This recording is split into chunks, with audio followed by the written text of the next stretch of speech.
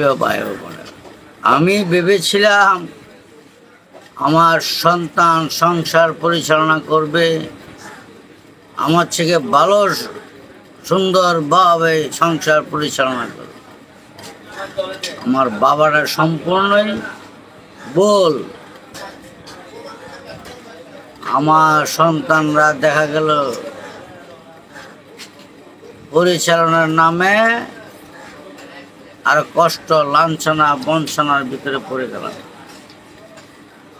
সোজা নাই, সুন্দর নাই, কিছু নেই, পাইলাম না কোনো কিছু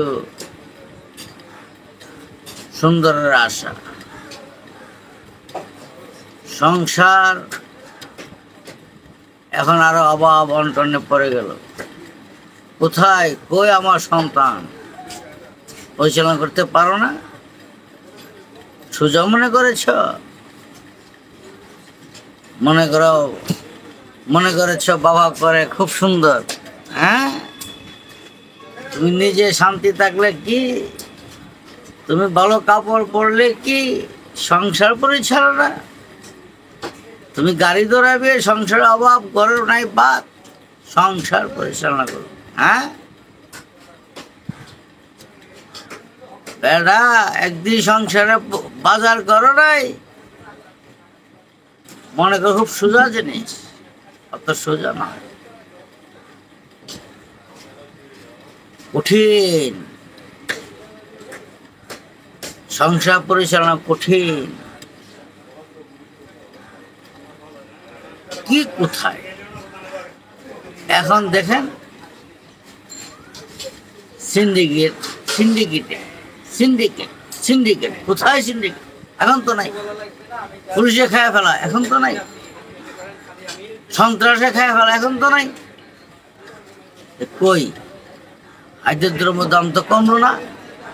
এটা তো ইনপুট এক্সপোর্ট হয় না, কমলো না কেন?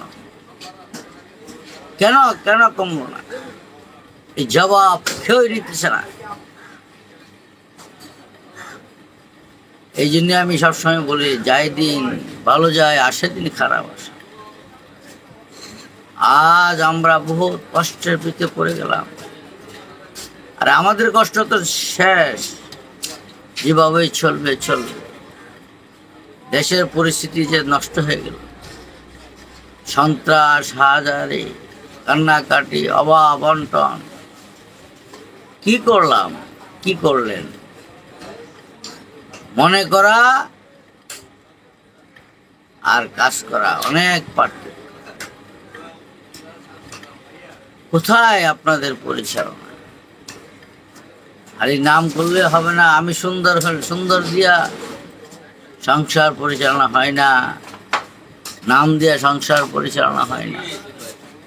সংসার পরিচালনা করতে গেলে অভিজ্ঞতা প্রয়োজন।